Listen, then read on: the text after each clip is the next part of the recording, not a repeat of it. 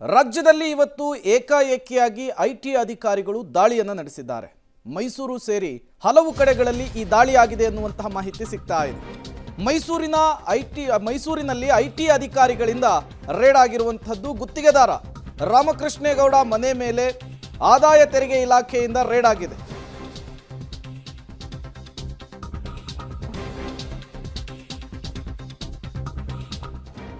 ಮೂರು ಕಾರಿನಲ್ಲಿ ಬಂದಿರುವಂತಹ 10ಕ್ಕೂ ಹೆಚ್ಚು ಅಧಿಕಾರಿಗಳಿಂದ ಈ ದಾಳಿಯಾಗಿದೆ ಎನ್ನುವಂತಹ ಮಾಹಿತಿ ಸಿಗ್ತಾ ಇದೆ. ದಾಖಲೆಗಳನ್ನು ಪರಿಶೀಲನೆ ಮಾಡ್ತಾ ಇದ್ದಾರೆ ಐಟಿ ಅಧಿಕಾರಿಗಳು. ಮೈಸೂರಿನಲ್ಲಿ ಈ ಮೂಲಕ ಐಟಿ ಅಧಿಕಾರಿಗಳು ಶಾಕ್ ಅನ್ನು ಕೊಟ್ಟಿದ್ದಾರೆ. ಗುತ್ತಿಗೆದಾರ ರಾಮಕೃಷ್ಣೇಗೌಡ ಮನೆ ಮೇಲೆ ಆದಾಯ ತೆರಿಗೆ ಇಲಾಖೆಯಿಂದ ದಾಳಿಯಾಗಿರುವಂತಹದ್ದು ನೀವು ಕೂಡ ವಿಜುವಲ್ಸ್ ಅನ್ನು ಗಮನಿಸ್ತಾ ಇದ್ದೀರಿ.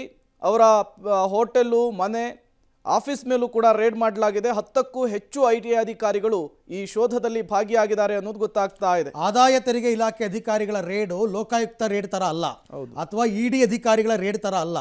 ಅವ್ರ ಕೆಲಸ ಒಂದೇನೆ, ಇವರು ತೆರಿಗೆ ಕಟ್ಟಿದಾರ ಕಟ್ಟಿಲ್ವಾ ಲೆಕ್ಕಾಚಾರ ಹಾಕ್ತಾರೆ, ಕಟ್ಟಿಲ್ಲ ಅಂದರೆ ದಂಡ ಹಾಕ್ಬಿಟ್ಟು ಕಟ್ಟಿಸ್ಕೋತಾರೆ ಅಷ್ಟೇ. ಈ ಬಗ್ಗೆ ಮತ್ತಷ್ಟು ಮಾಹಿತಿ ನನ್ನ ಕೊಲಿ KP ನಾಗರಾಜ್ ಅವರಿಂದ ಪಡೆಯೋಣ. KP, ಈಗ ಯಾರು ಈ ರಾಮಕೃಷ್ಣೇಗೌಡ ಅವರು, ಇವ್ರ ಮೇಲೆ ಏನಾದರೂ ಆರೋಪಗಳಿದ್ವಾ ಅಥವಾ ತೆರಿಗೆಗಳನ್ನ ಮಾಡಿದ್ರಾ?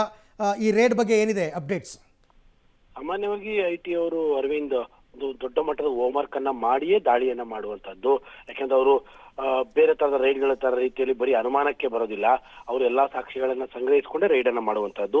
ರಾಮಕೃಷ್ಣೇಗೌಡರು ಮೈಸೂರು ಭಾಗದ ಒಬ್ಬ ಪ್ರಖ್ಯಾತ ಕಾಂಟ್ರಾಕ್ಟರ್ ಕೂಡ. ಇವರ ಮನೆ ಮೇಲೆ ಈಗ ದಾಳಿಯನ್ನ ಮಾಡಿರುವಂತದ್ದು. ಇವತ್ತು ಮುಂಜಾನೆಯಿಂದಲೇ ಐಟಿ ಅಧಿಕಾರಿಗಳು ತೀವ್ರವಾದಂತಹ ಶೋಧವನ್ನ ನಡೆಸ್ತಾ ಇದ್ದಾರೆ. ಅವರ ಮನೆ ಇರ್ಬೋದು ಅಥವಾ ಅವರ ಕಚೇರಿ ಇರ್ಬೋದು, ಎಲ್ಲಾ ಕಡೆಯಲ್ಲೂ ಕೂಡ ತೀವ್ರವಾದಂತಹ ಶೋಧ ಕಾರ್ಯವನ್ನ ನಡೆಸ್ತಾ ಇದ್ದಾರೆ. ಇವರು ಬಿಸ್ನೆಸ್ ಅನ್ನು ಕೂಡ ಮಾಡ್ತಾ ಇದ್ರು, ಇಟ್ಟಿಗೆ ಫ್ಯಾಕ್ಟರಿಯನ್ನ ಹೊಂದಿದ್ದಾರೆ, ಜೊತೆಗೆ ಬೇರೆ ಬೇರೆ ವ್ಯವಹಾರಗಳನ್ನು ಕೂಡ ಮಾಡ್ತಾ ಇದ್ದಾರೆ.